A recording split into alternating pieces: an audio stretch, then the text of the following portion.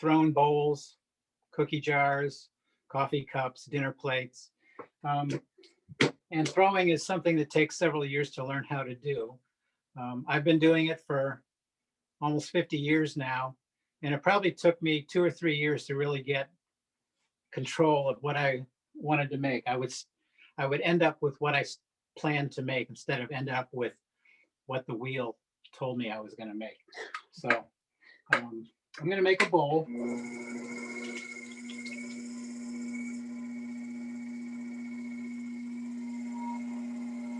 And the first step is called centering, where you try to get control of the clay and get it in the middle of the wheel. Then you start the process called opening.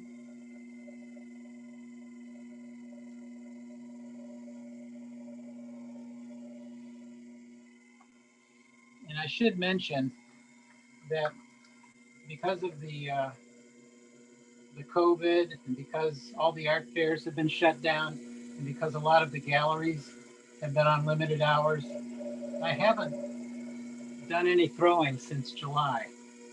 So I might be just a little bit rusty here.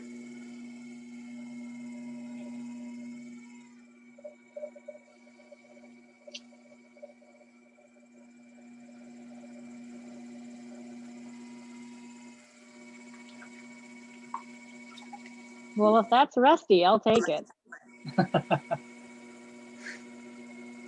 Scott, we have a question here. Is where you are working right now, is this your house, or is this a converted house or a other place? Yeah.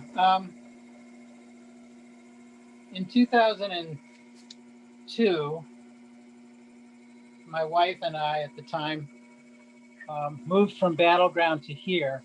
And in part, we moved here because there was a building on the property that could be converted into a workshop separate from the house, so that I wasn't dragging clay into the house all the time.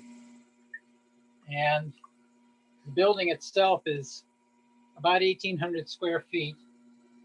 And it's about, oh, I don't know, maybe about 50 or 60 feet from the house. So it's separate. My house in Battleground, the workshop was in the basement. And it was about 1/4 the size of this current workshop.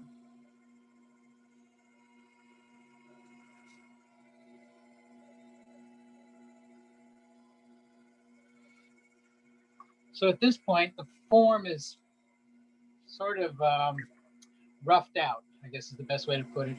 And now I'm going to refine the form. One of the things I like to do is to get rid of what are called the throwing lines.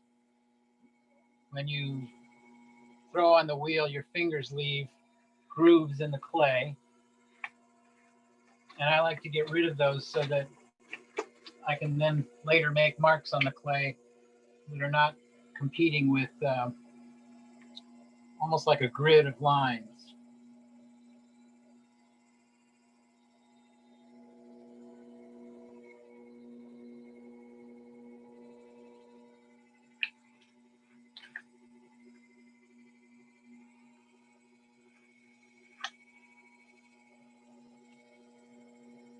So I don't want to go on too long with this, but this gives you an idea of what goes into making a bowl. And at this point, it's just at the beginning of its life.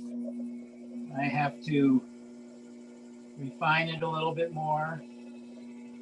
I like to do things like this.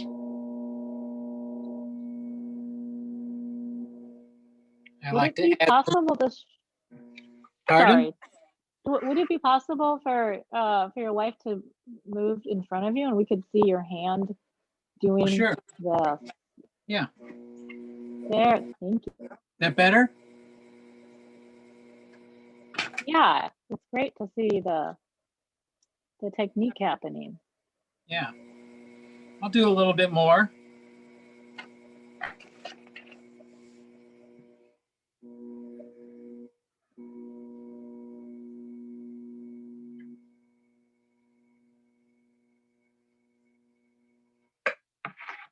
So I think that one of the things I'm known for in my work is a lot of graphic work on somewhat traditional forms. And that comes to some extent from when I was an art student. My first classes and where I sort of got introduced into art and sucked into the world of art was through printmaking and drawing. And I like to do a lot of graphic work, not necessarily drawing in the sense of you see something specific like a fish or a tree or a person, but just things that are happening on the surface of the clay. And so that's, I'll show some more tools here shortly, but this is kind of an example of what I do on the wheel. And I do about probably 50% of the work that I make and sell is from the wheel, and the rest is from these other techniques that will come over here and I'll show you. Trading places with Karen here. One of the other methods I use to make pieces are what are called press molds. And if Karen can sort of scan up there, these are different press molds that I have designed to make different shapes that you can't make on the wheel. These are geometric shapes, long shapes, shapes that just can't be done on the wheel. So we'll go back to the table here. And these are the press molds. And what I do is I roll out the clay with a rolling pin, much like you're rolling out pie crust. And I lay the clay down in here into these different shapes, trim the edges, and then we get the finished pieces out of the kiln later. So I'm doing a Julia Child. I'm jumping ahead quickly to the finished product. So you can see that these are shapes that just can't be done on the wheel. Then the extruder, come over here. The extruder is like a giant Play-Doh fun factory. It has a piston. I load the clay into the barrel here. And these are some shapes that go in here. And the clay is pushed through just like in a Play-Doh fun factory. And these are some extruded shapes over here. Some of my teapots and some other shapes that I make are done with the extruder. So, okay. Now, I think, given what time we're at, why don't we go to the slideshow and I'll talk a little bit about pieces that I've made, pieces that were in the show at the museum, and any questions you may have as we go through the slideshow. Okay? Sounds good. We have another question here Sure. about how much square footage is your studio? It's about 1,800 square feet. It's a small house. Wow. It existed on the property when we were looking for property to build our house on. It was already here, but it was a picnic shelter. It didn't have any walls on it. So we turned it into a workshop. How cool is that? Yeah, it was a gift. Yeah. Okay. So at this point, if we can do the share content thing that we rehearsed this morning, Dawn. I'm going to try to do the slideshow and go through it, and people can ask questions as we go through, and it will elaborate on some of the things I talked about in the studio. Okay. Do you remember how to share your screen? I'm going to give it a try.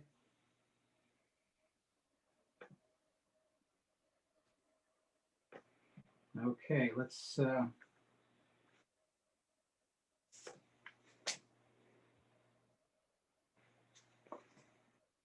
Is it there? Not yet. Okay. Do you see this? Do you see at the bottom of your screen, there's something called share screen? Yeah, it says host disabled attendee screen sharing. So you have to My bad. Sorry. you have to enable it. Okay, I just did. Okay. Sorry. Now where'd it go? Okay. There we go. All righty. So what do So you're all done. I? Okay. Say goodbye to Karen. Bye, Karen. Okay. All right. So for those of you who didn't see the show at the Art Museum, this is sort of we'll kind of go through some of the things that were in the show. This is an overview from the northwest corner of the main gallery.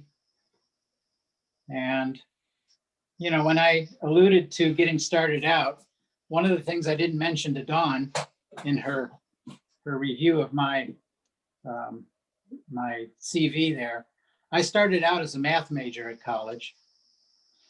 And I started taking some art classes just kind of for the fun of it, because the math was pretty dry. And the art building was right next to the building where math classes were taught. And it looked like they were having a lot more fun than I was. So, so these are some early efforts from my college classes here. And then the next picture there, the raku tea bowls, I was doing these after I graduated from college, but I didn't have a workshop yet. I was just digging up local clay here in Tippecanoe County and making little bowls, following some instructions in a book that I had on making tea bowls. I wasn't a big tea drinker, but that's what the book was talking about. And so I followed the book. There's me in my battleground workshop. After I finally got a place set up where I could make work. That's about 35, 40 years ago.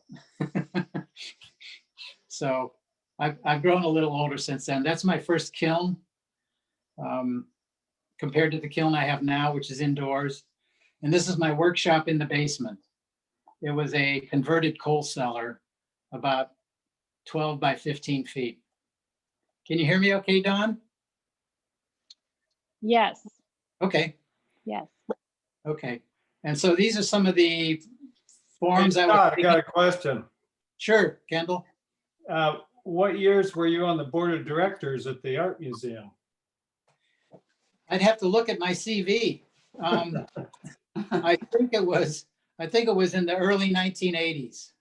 That's what I thought. Yeah. That's when Kendall and I we got to know each other.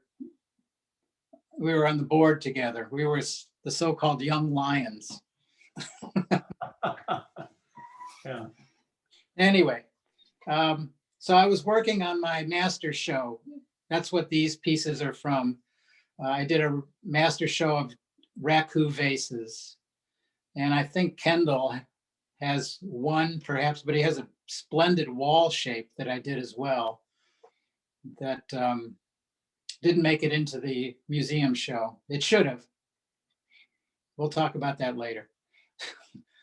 Anyway, these are from my master's show. I kept a few for myself. The rest went out into the community. And the raku vases are unglazed. That's why they look dry. Like there's no glaze on the forms. The colors come from the firing process.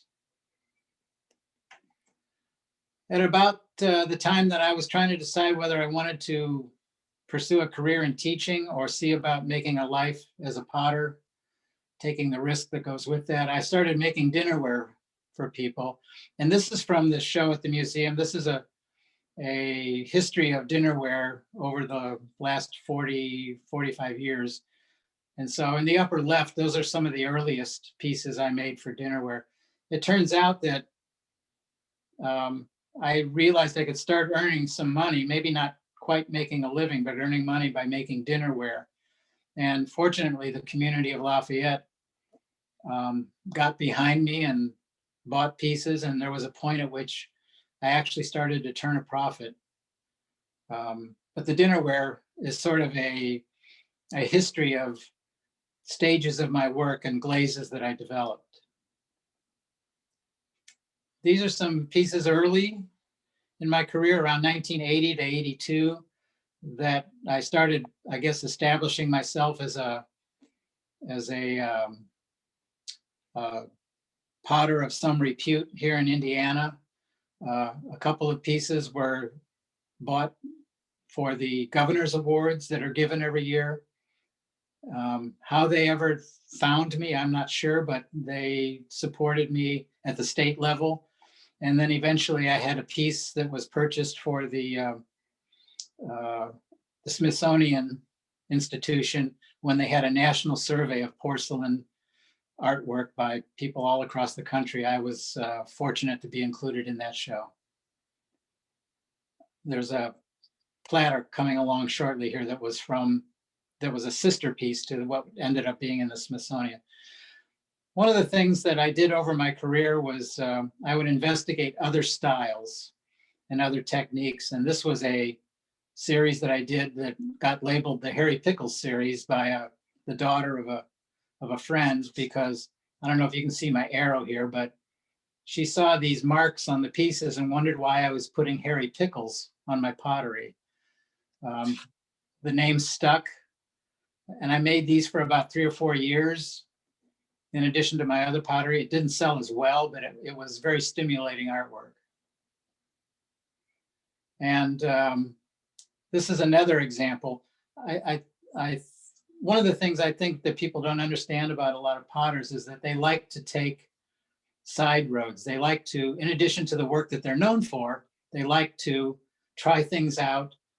Sometimes it's just for themselves.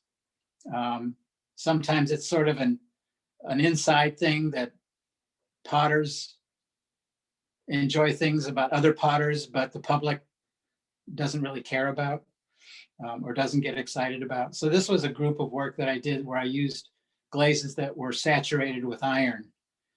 Very different from my other work where, you know, the copper red that people are familiar with, that's sort of my signature. And I did these for about 2 years and then moved on. I also did another technique called salt glazing, which is a very old technique. It's from the 17 and 1800s, common in the colonies, because a lot of kilns back then were fired near the coasts because that's where people lived. And the wood that was available, a lot of it was saturated with salt from the ocean. It was driftwood. And the salt in the wood would evaporate into the atmosphere of the kiln while it's firing, and it would turn into a glaze on the pottery. So this was a little side road I did for a while. I also did some wood firing experiments with friends. There's a big, up in the northern part of the state around Goshen, there's a big colony of potters that like to do wood firing. Wood firing is very, you're never quite sure how they're going to come out. And so you put them in, and the wood that goes into the kiln, depending on whether it's ash or oak or hedge or any number of other hardwoods, it deposits different minerals on the clay, and the minerals fuse with the clay and form glazes. And so it's sort of like high fire raku. You get spontaneous results. And I've been fortunate to have a few pieces in some of their firings. Over the years, I've done probably hundreds of platters, dozens at least. And what you see from the upper right to the lower left is 3 different platters separated by probably about 25 or 30 years. The one in the upper left is from the same time period as the piece that ended up in the Smithsonian. And then in the middle, I'm getting a little bit more elaborate with my colors. And then on the lower right, I'm going to town. I'm doing everything I can on one piece. Occasionally I get a chance to work larger And these are some pieces that were done for a local person. Many of you may know Bruno Moser. These were done as gifts from his children to him upon his retirement. They wanted something spectacular, and they incorporate branches from some bushes that he developed for the horticulture industry, for people who do arrangements and decorations and so forth. So I incorporated those into the shapes. These are about 3.5 feet tall each. One of the other things I like to do in my pottery is to combine techniques. So for instance, in the middle piece there, this is an extrusion. We talked about the extruder. It's an extrusion that I've added other pieces to make a pitcher. And in the lower right is a tray that was thrown on the wheel, but it was thrown very thick. And then I stretched it like a pizza dough, left and right, till it stretched out to an oval shape and turned it into a serving tray. So, you know, I like to explore pushing the limits of techniques that are common. These are some forms done with the extruder. They were just columns, you know, tubes of clay. And then I started manipulating the clay with my hands inside and out and pushing and, you know, manipulating the clay so that I ended up with forms that have human characteristics. And, you know, they're slightly ambiguous, but slightly referential, which I like to get to that borderline where things, you know, start to suggest something, but then stop just short before going too far. These are the pieces I think that are familiar to most people. These are the kinds of things I make that I sell, mostly sell at Artisan, sell at the museum, sell at the art fairs when we have art fairs, and sell at my own workshop. These, of course, are the pieces from our home private collection. One of the nice things about being the person who opens up the kiln is that I get to keep the best stuff first. This is a close-up, a detail of one of the bowls. Those of you from Indiana know that we occasionally have tornadoes, and I noticed in some of my glazes that tornadoes were forming. And so I kept some of those pieces and called them the Tornado series. In the show was a nice display of teapots that Michael put together. In the upper left, going across and then down in the front to the lower right, that's a chronological sequence of teapots. One of the things about teapots for potters is that potters tend to judge each other by their teapots and their cups. And so one of the things you see in teapots is you want to have something that looks good when it's not being used, but when it's being used, it works well. It's balanced visually as well as balanced in use. It's balanced when you have it on your mantle or on your kitchen shelves. You know, it solves visual delight as well as you know, the useful purpose that it's designed for. But I'm pretty sure, I'm willing to bet that maybe 75% of my teapots never get used for tea. They go on a shelf.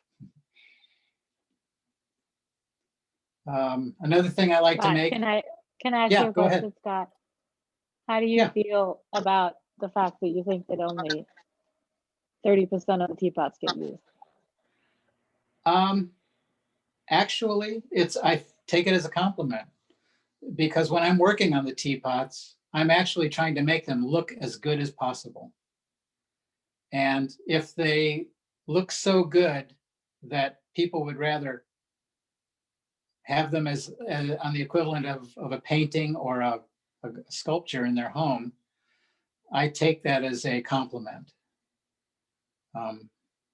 It's a fact. It's a reality that most potters come to grips with.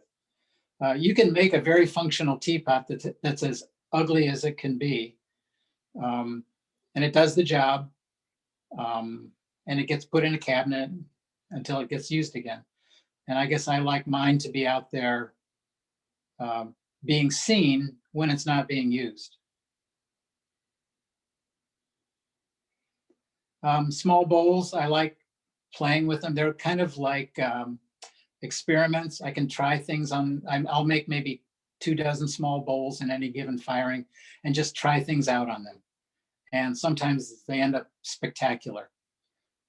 Other times they don't, but they're kind of a sketchbook for ideas that you might have. One of the other things I've been able to do, and you mentioned the Math Science Research Institute. I've had opportunities to do some large scale work, either by myself or in collaboration with other people. I have, in the upper left there is a, if you can read it, it says Leaving. It's a sculpture made out of wood-fired pieces and metal that's in the engineering building at Purdue. I also have out at Ivy Tech. I don't know if any of you seen the tile mural project I did in conjunction with Linda Vanderkook out there. And that was the springboard for the mural that we did out in California in Berkeley at the Math Science Research Institute. So this was a showcase in the exhibition that sort of brought them all together. On the right side, there is a cube mounted on a point. That's the railroad sculpture that's down at 11th and Main in Lafayette. It has no ceramic in it at all. It's railroad ties and steel. So I'm not beholden to clay, totally. Cups, similar to the teapots, cups are a signifier as you go through the years, all the different cups you make. I like to try shapes out with every firing, new shapes. And in contrast to the teapots, the cups are more of an intimate thing with the owner. It's more of a relationship. It's, you know, when you get up in the morning, it's like, what do I want to put my coffee or tea in today? How am I feeling? What do I want? A sturdy cup? Do I want a delicate cup? Do I want something that holds the heat? Do I want something that has a beautiful surface and I just want to look at the surface? There's more of a relationship between the cup user and the cup. And you may have 10, 20 cups in your cabinet. And depending on the day, you might choose a different cup, or you may have one favorite cup. One of the things I've learned over the years, I've made all different kind of cups, all different kind of shapes, crazy ones, safe ones, and they always find a home. And, you know, somebody out there will love whatever cup you make almost. These are some forms that were in the McDonald Gallery at the exhibition, larger pieces that are sort of responses, abstract responses of me to travels or locations or places, not necessarily a representation of a specific place, but sort of a response to when we get home from a trip, you know, what sort of is still rumbling in me, and I'll work it out sometimes in a sculptural form. These are a group from the show that was a challenge from Michael. After we were putting the show together, he said, "Are you making anything that's specifically for the show? Are you making like a new piece or a new series that like you've never made before?" And I said, well, I hadn't thought about that. So I was sort of messing around in the workshop one day, trying to put off the decision on what to do. And I started playing with some scraps of clay that were left over from other things. And I ended up making one piece, which I started making 4 more, of pieces that had faces. It was a triangular form when you look down on it from above, triangular, 3 walls. And I put faces on each side. And then I started putting the the triangular shapes so they would face each other. And so you started getting these interactions like a family with many moods. So depending on how they were turned, facing each other, or this one was brought over here and this one over here, you started getting these family dynamics. It was just sort of a lark, something I was playing around with, and it ended up coming off quite well. I made some blow-ups. I took my camera and zoomed in on certain places, on certain pots, because one of the things I enjoy about my own work is, in some pieces, the closer you get into them, the more you see. Maybe the shape is a nice round bowl, but as you move in and start examining it more closely, you start seeing very interesting interactions with the colors and the glazes and the decorations. So I did some blow-ups for people who maybe needed to be nudged in that direction to look more closely at pieces. And so now I'm going to talk briefly about what I was doing in the workroom over my shoulder. These are some things that the lay people may not know about, what goes into making different things. And so, like I mentioned, I use 3 primary techniques to make the forms, and then I'll combine techniques in certain form. So working on the wheel, that's a skill that takes a little time to learn. Anybody who's taken classes at the Art Museum and wheel throwing knows that the teacher usually makes it look a lot easier than it is.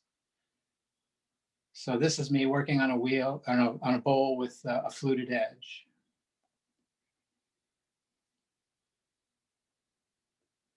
This is the press molding. In the upper left, there's the mold form made out of styrofoam. And I rolled out a slab of clay and rolled some lace. I took a doily and rolled the doily into the clay to pick up the pattern.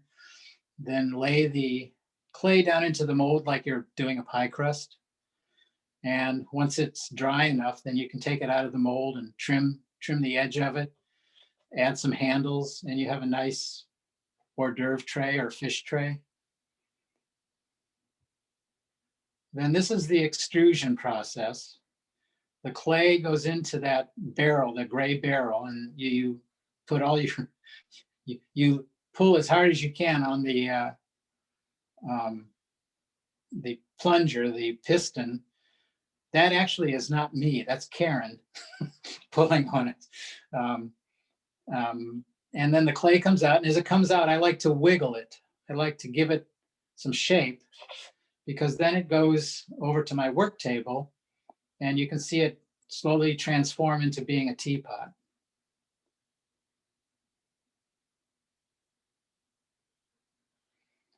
And then the process is, once the pieces are made and are dry enough, they go into what's called the bisque firing in my kiln.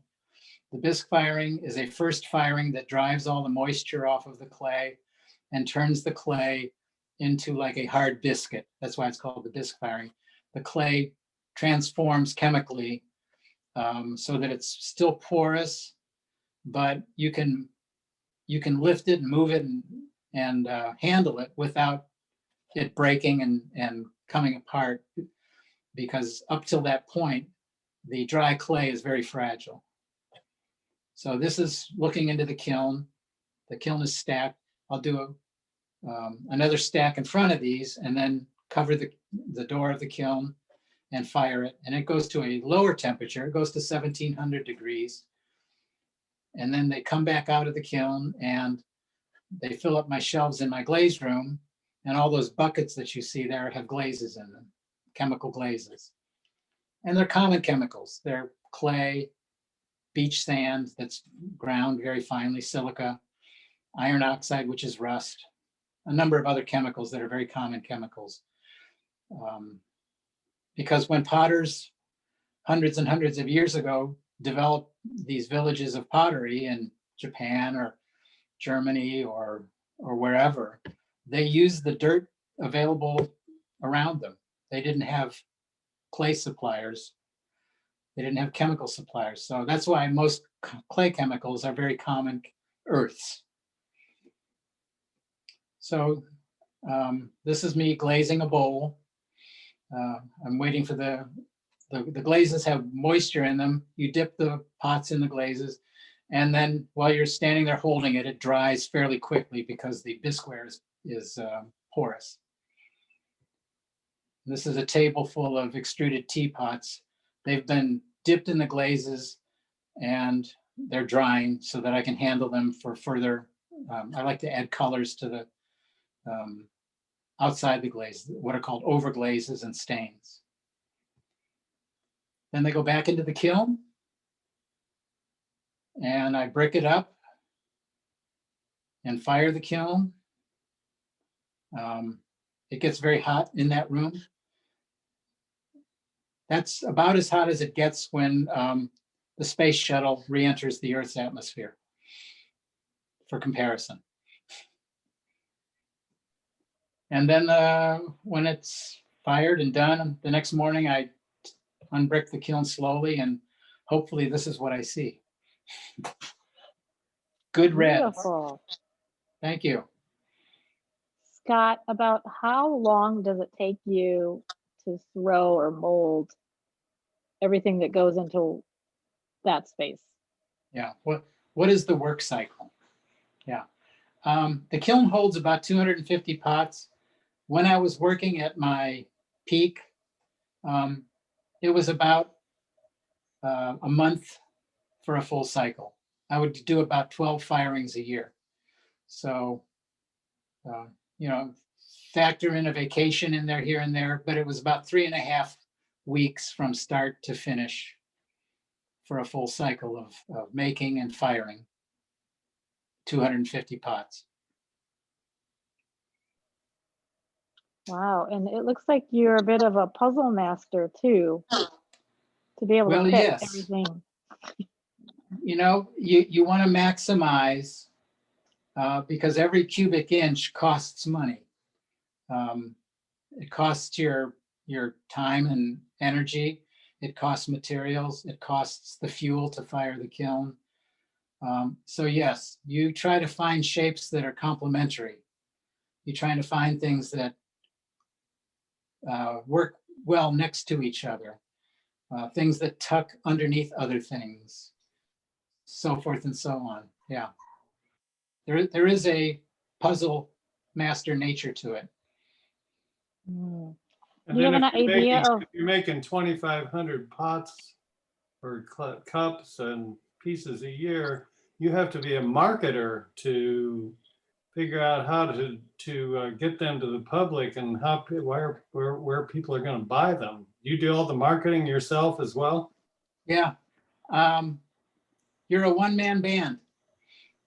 If anything breaks, you have to fix it.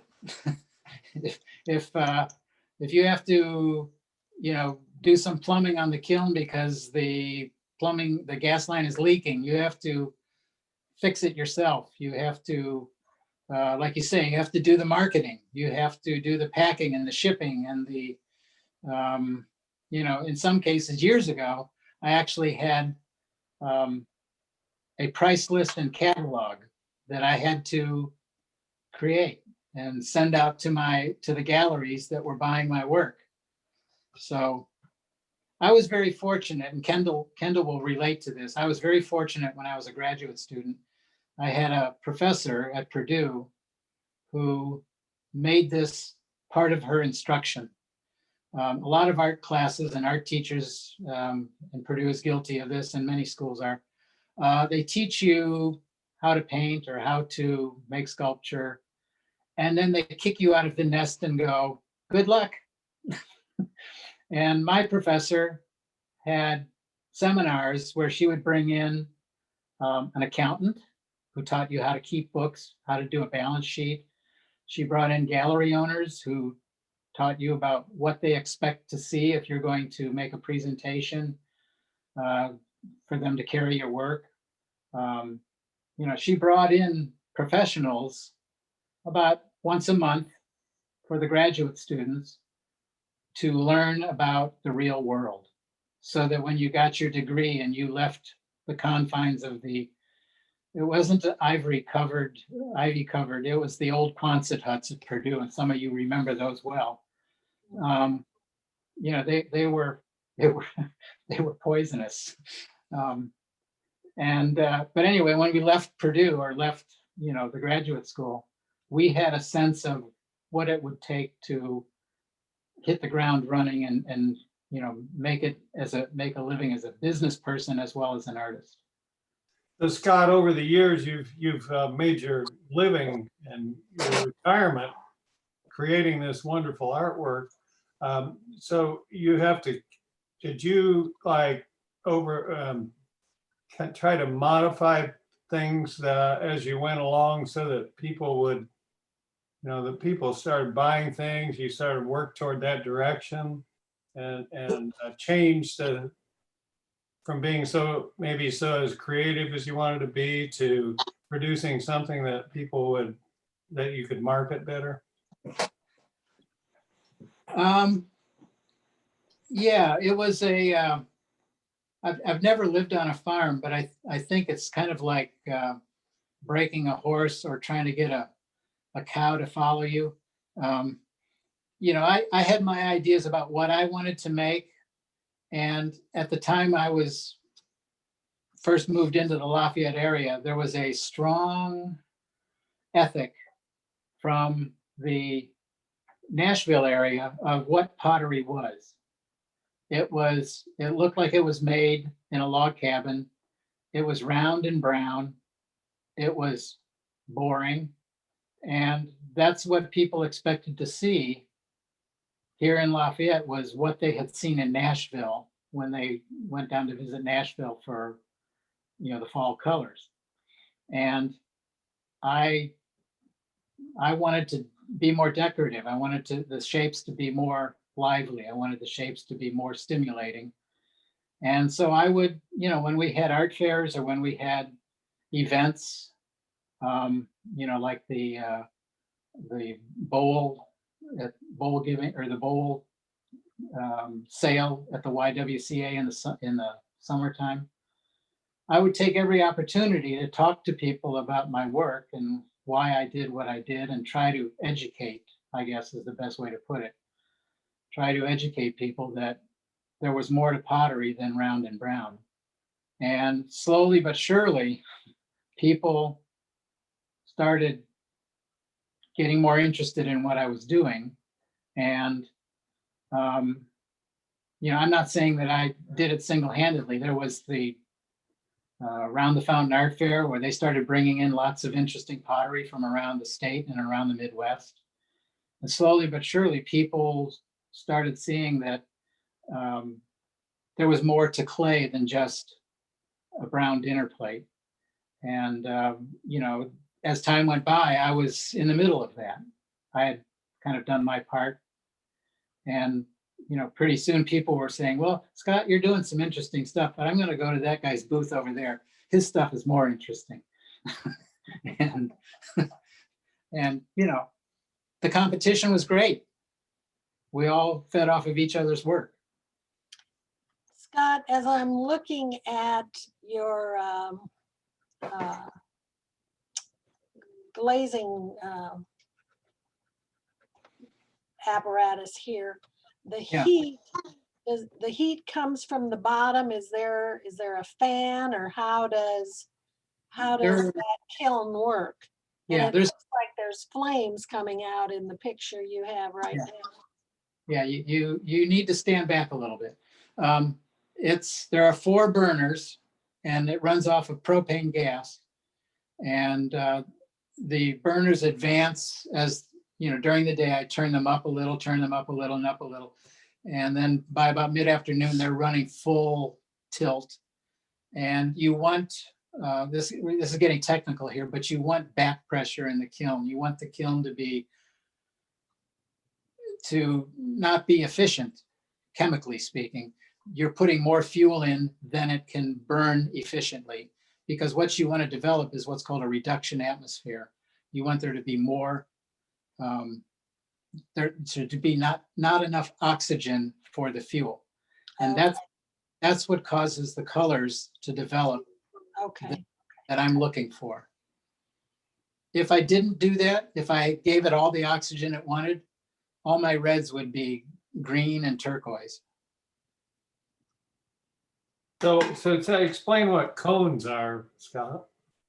Well, yeah, cones are these little things. Hold on a second, I'll get one.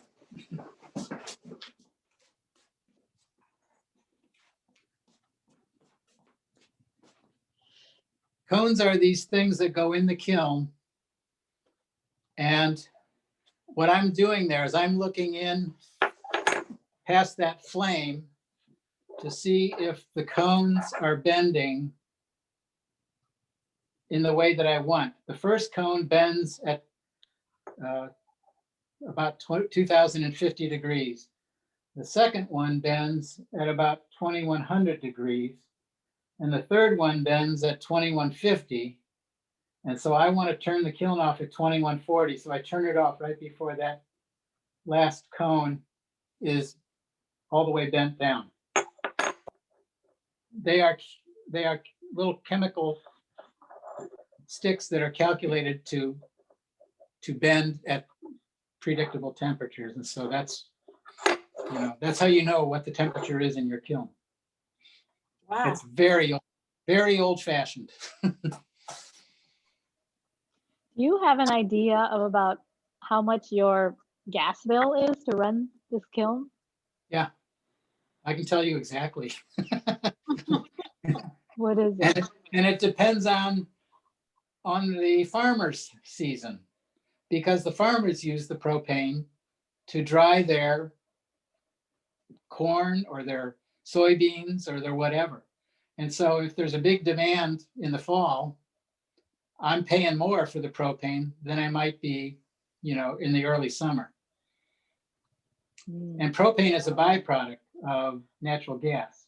So if the natural gas industry is having ups and downs, that interferes with the price of propane as well. It gets complicated. They don't teach you that in graduate school. Right. And in the past, like before gas was invented, people used what to make the heat? They used a number of things. They used wood, until they used all the wood in their area. They use, in some places, like in the Southwest of the United States or in the Middle East, they use sheep dung cakes. They're very flammable after they've dried because there's a lot of roughage in them. Yeah, but mostly in China and Japan and Indonesia and other places where there's whole villages that will make their living from. There'll be one big kiln in the middle of the village that holds thousands of pieces of pottery. And they'll work for like 3 or 4 months to generate 10,000 pieces of pottery. And then they fire them with wood. And, I've been able to visit some of these places, and they cut and dry the wood years in advance of when they actually use it to fire. And it's the whole village is involved making the pottery. Some people are cutting the wood, seeking the wood and cutting the wood. Other people are making the little pieces. Other people are making the big pieces. It's a project. So you've probably learned a lot more than you intended to tonight. It's all been very, very interesting. Well, I should mention my wife has since gone back up to the house, but those of you who know her, she taught Japanese language at Jeff High School. And when she retired, we went to Japan several times. Her previous trips involved her being in charge of 10 or 12 students. So she was the mother duck with little ducklings that trying to keep them together was all she could do. And so when we went, she got to actually enjoy Japan. And we went to a couple of pottery villages, and it was a very wonderful learning experience for me as well. She did a great job with the camera, Scott. Yeah, I mean, she was very steady, and it wasn't any fast motion. I was not dizzy. She did a wonderful job. If you'll please share that with her. I'll tell her. Okay, well, I don't have a whole lot more unless people have questions.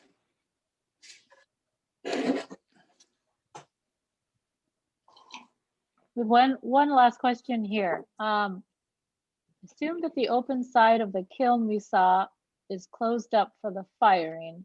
Right. How long do the kiln bricks last? If you're careful with them, I've got bricks that are almost as old as my children. They're 20, 30, 40 years old. So, Wow. yeah. We're part of your family.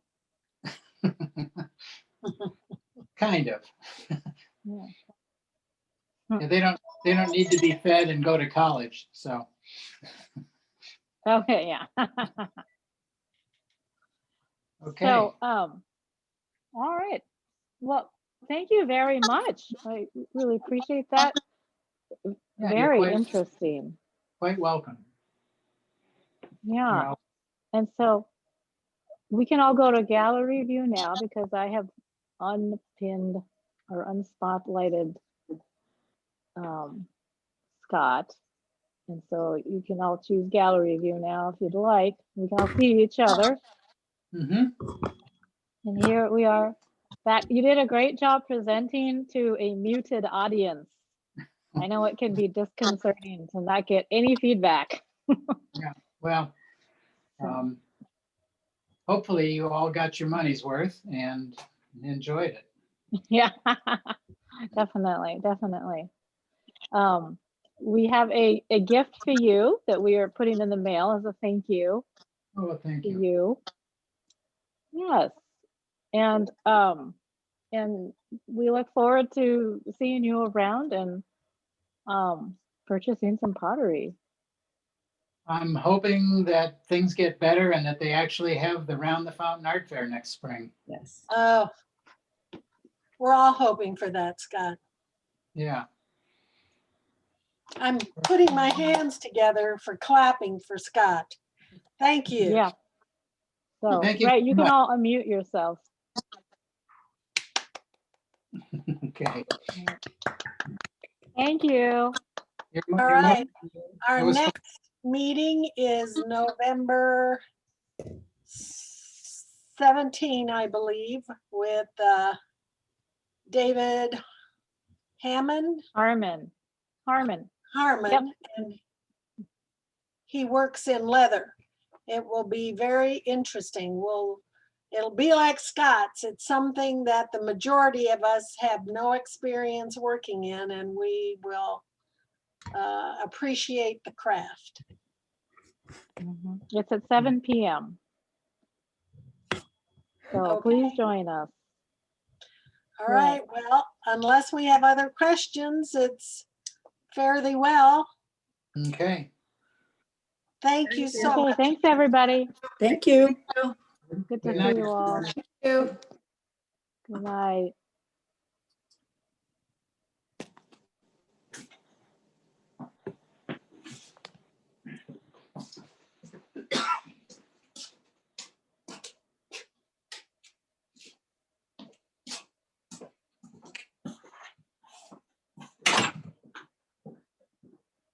Mary Jo, are you trying to figure out how to end this?